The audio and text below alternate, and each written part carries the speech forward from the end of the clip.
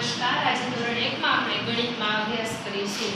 તો ગણિતનું પહેલો જે ચેપ્ટર છે આકારો અને જગ્યાઓ, તેમાં આપણો આ લેક્ચર ચોથો છે, જેનો પોઈન્ટ છે આપણી આસપાસના આકારો. આપણી આસપાસ ઘણી બધી વસ્તુઓ હોય છે અને બધી વસ્તુના આકારો અલગ અલગ હોય છે. એમાંથી કઈ આકારો અહીંયા છે જુઓ. પહેલો આકાર જોઈએ. પહેલો આકાર કયો છે? ચોરસ છે. કઈ રીતે ખબર પડી કે આ ચોરસ છે? તો જેમની ચારે બાજુઓ સરખી છે, આ ચારે બાજુ કેવી છે? સરખી, એવા આકારને ચોરસ કહેવાય. કયો આકાર કહેવાય? ચોરસ. હવે બીજો આકાર આવે છે. આ કયો આકાર છે? લંબચોરસ છે. જેમની સામસામેની બે બાજુઓ સરખી હોય એમને લંબચોરસ કહેવાય. એક તો આ બાજુ બે સરખી છે અને એક આ બે બાજુ સરખી છે, દેખાય છે? જેમાં બે લાંબી અને બે ટૂંકી હોય છે, જેને કયો આકાર કહેવાય છે? લંબચોરસ. ત્યાર પછી જોઈએ તો ત્રિકોણ, જેમના ત્રણ ખૂણા હોય છે. જે આકારના ત્રણ ખૂણા હોય એમને ત્રિકોણ કહેવાય. ત્રિ એટલે ત્રણ, કોણ એટલે ખૂણા, ત્રિકોણ. ત્યાર પછી જોઈએ તો બધાને ખબર જ છે આને કયો આકાર કહેવાય? વર્તુળ, ગોળાકાર કહેવાય.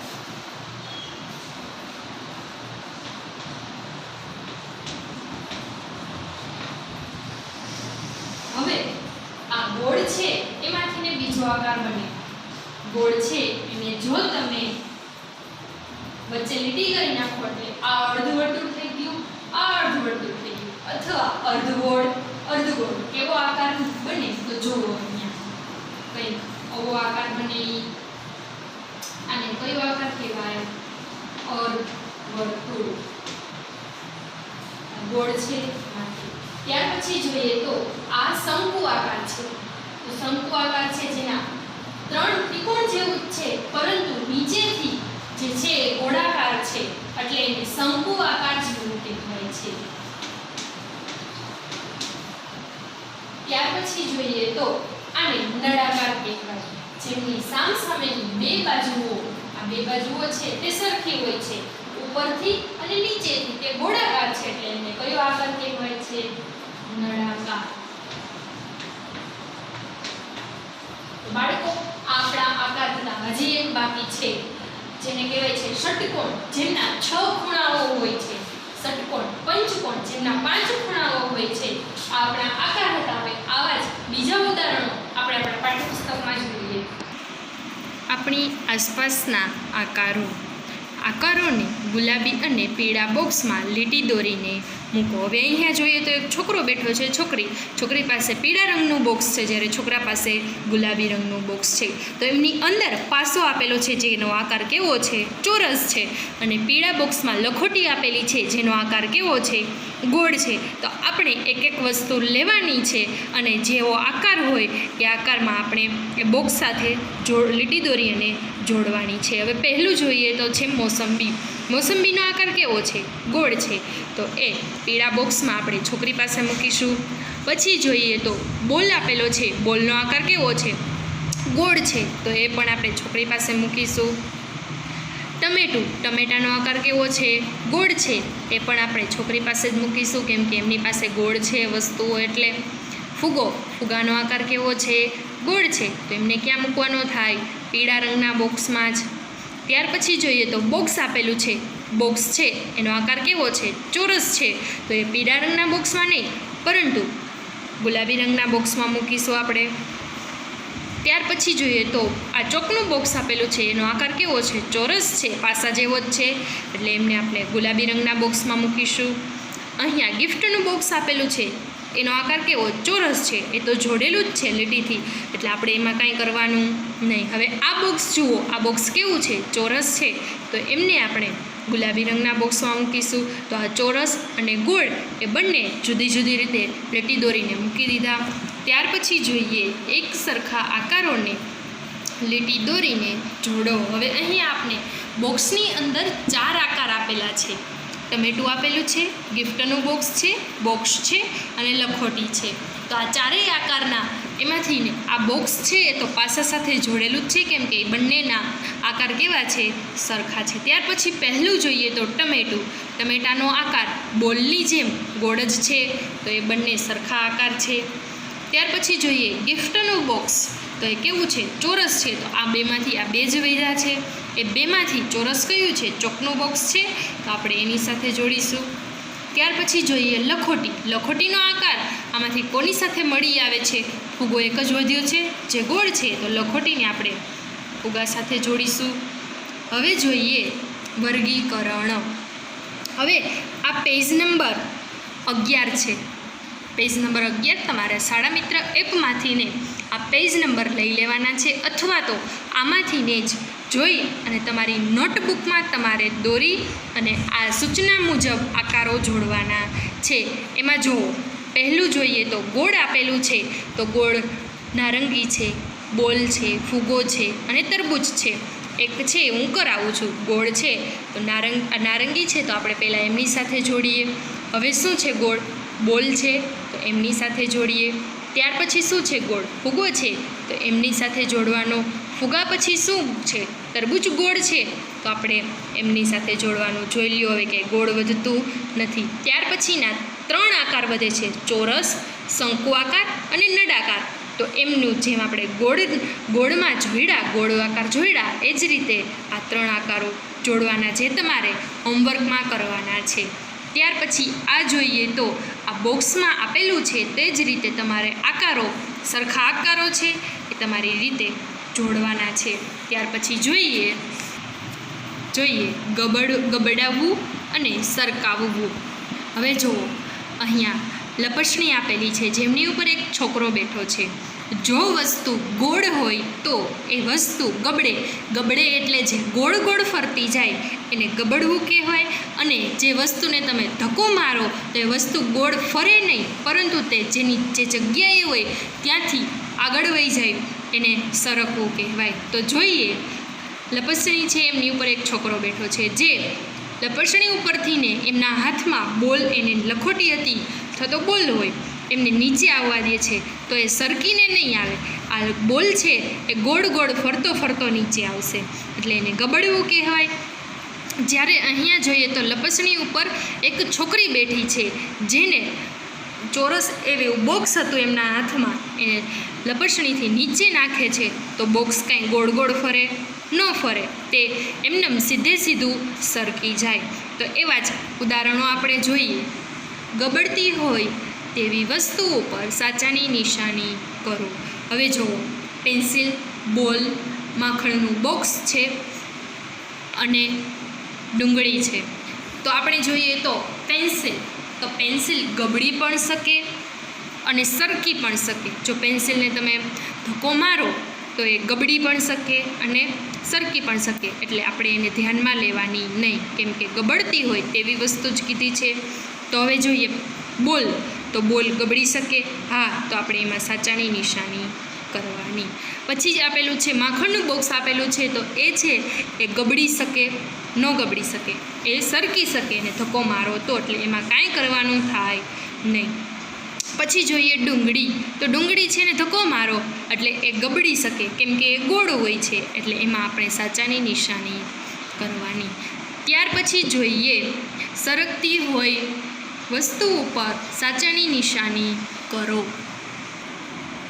સરકતી હોય તે વસ્તુ ઉપર સાચાની નિશાની કરો. હવે પહેલું જોઈએ તો કાકડી આપેલી છે, તો કાકડી છે એને ધક્કો મારો એટલે એ સરકે અને ગબડે બંને થાય, કેમ કે ગોળ હોય છે કાકડી, એટલે ગોળ ગોળ ફરે. ત્યાર પછી જોઈએ ટમેટું, એ પણ ગોળ છે, એ ગબડે અને સરકે.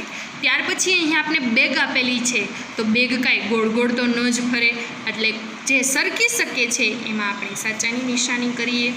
ત્યાર પછી અહીંયા બેટરી આપેલી છે આપને, તો બેટરી છે તો ગોળ ગોળ જ ફરે એટલે ગબડે, એટલે આપણે એમાં એ સરકી શકે, ગોળ ગોળ ફરે એટલે ગબડી શકે, સરકી શકતું નથી. હવે જોઈએ તો અહીંયા આપણે વાર્તા આપેલી છે સમજદાર દાદી. હું વાર્તા વાંચું છું, ધ્યાનથી ને સાંભળવાનું છે. ઘેટાનું બચ્ચું હતું, તે પોતાની દાદીમાને મળવા જઈ રહ્યું હતું. એક ઘેટાનું બચ્ચું હતું તેના દાદીમાને મળવા જઈ રહ્યું હતું. જંગલના રસ્તામાં તેને એક વરુ મળ્યો. તો વરુએ કહ્યું, હું તને ખાવા જઈ રહ્યો છું.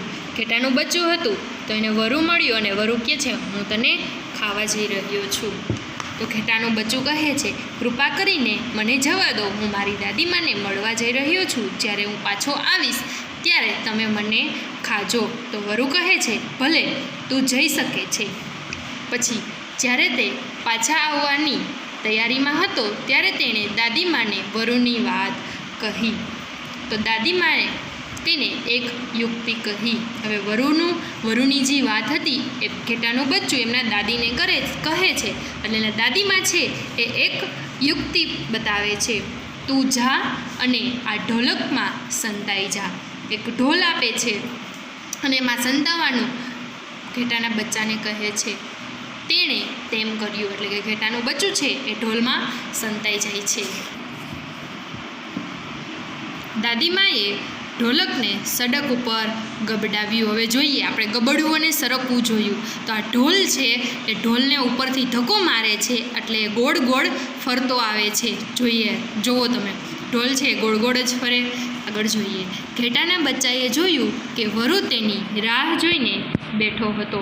હવે ઘેટાનું બચ્ચું જોવે છે કે વરુ છે એની રાહ જોઈને બેઠું હતું. ઘેટાના બચ્ચાને ક્યારે ઘેટાનું બચ્ચું આવે અને ક્યારે એ ખાય. શું તે કોઈ ઘેટાના બચ્ચાને અહીં આવતા જોયું છે? એટલે આ ઢોલક હતો એમને પૂછે છે, તે કે ઘેટાના બચ્ચાને અહીં આવતા જોયું છે? તો ના પાડે છે. વરુને શંકા ગઈ એટલે તે ઢોલકની પાછળ દોડવા લાગ્યું. વરુને એમ થાય છે કે આમાં જ ઘેટાનું બચ્ચું છે, ઢોલક બોલ્યું એટલે વરુ છે એ ઢોલકની પાછળ દોડવા લાગે છે. વરુ તેને પકડી લે તે પહેલાં ઘેટાનું બચ્ચું તેના ઘરે પહોંચી ગયું અને તેણે પોતાની દાદીમાનો આભાર માન્યો. વરુ એમના ઘરે આવી ઢોલકમાંથી ઘેટાનું બચ્ચું નીકળે અને એ પકડી લે એ જ પહેલાં ઘેટાનું બચ્ચું એમના ઘરની અંદર વહી જાય છે અને વરુ બહારથી જોતો જ રહી જાય છે. આવું થયું, ઘેટાનું બચ્ચું બચી ગયું એટલે તે એમના દાદીમાનો આભાર માને છે. આકારો, એક સરખા માપના આકારોની જોડી બનાવો. હવે અહીં આપણે જોઈએ તો આપણે નાના મોટા એવા ત્રિકોણ આપ્યા છે. બધા ત્રિકોણ જ છે, એક જ આકાર છે, પણ એમના માપ કેવા છે?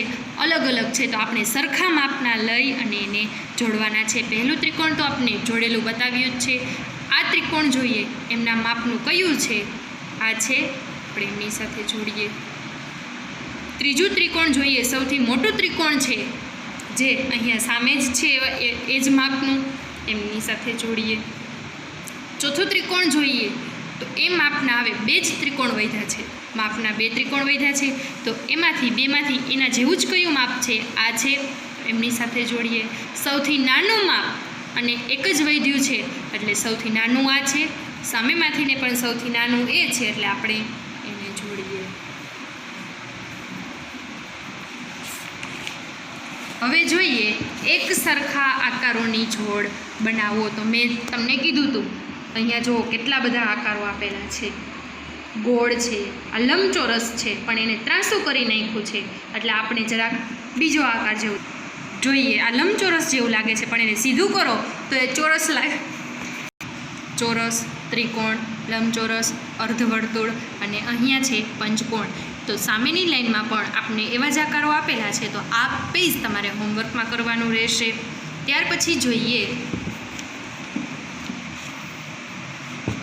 સૌથી નાના આકારમાં રંગ પૂરો. તમારે મનપસંદ લાઈનમાં અહીંયા ચોરસ, ગોળ, ત્રિકોણ અને પંચકોણ આમ 4 આકાર આપેલા છે, પરંતુ સૌથી નાનો આકાર 3માં જોઈએ તો આ આકાર નાનો છે જેમાં રંગ પૂરેલો છે.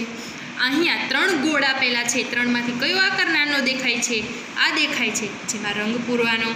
અહીંયા 3 ત્રિકોણ આપેલા છે જેમાંથી નાનો કયો દેખાય છે? આ આકાર દેખાય છે જેમાં આપણે રંગ પૂરવાનો. અહીંયા 3 પંચકોણ આપેલા છે જેમાંથી કયો નાનો દેખાય છે? આ વચ્ચે છે નાનો દેખાય છે તો એમાં પણ રંગ પૂરવાનો. તમારા મનપસંદ હોય એવા રંગ પૂરવાના. ત્યાર પછી જોઈએ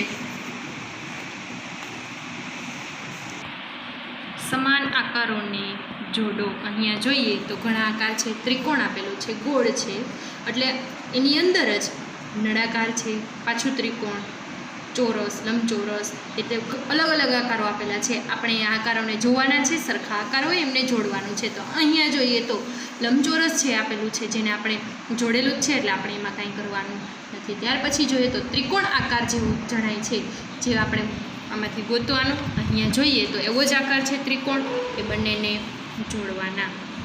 ત્યાર પછી જોઈએ ગોળ. તો ગોળ છે એ આપણે ગોતીએ. અહીંયા છે ગોળ, તો આપણે એ બંનેને જોડીએ. નળાકાર છે તો નળાકાર આકાર અહીંયા આપેલો છે, એક જ છે, તો એમની સાથે જોડીએ. હવે જુઓ રંગ પૂરો. ત્રિકોણમાં લીલો, ગોળમાં લાલ અને લંબચોરસમાં વાદળી પૂરવાનો છે. હવે આ બે ચિત્ર આપેલા છે, જેમાં બંનેમાં અહીંયા બીજું કીધું છે, ત્રિકોણમાં લીલો પૂરવાનો, ગોળમાં ગુલાબી પૂરવાનો, લંબચોરસમાં પીળો પૂરવાનો. એટલે સૂચના મુજબ તમારે તમારી ઘરે નોટબુકમાં હોમવર્કની અંદર આ બંને ચિત્રો દોરી અને સૂચના મુજબ રંગ પૂરવા. અહીંયા આપણું પહેલું ચેપ્ટર છે એ પૂરું થાય છે.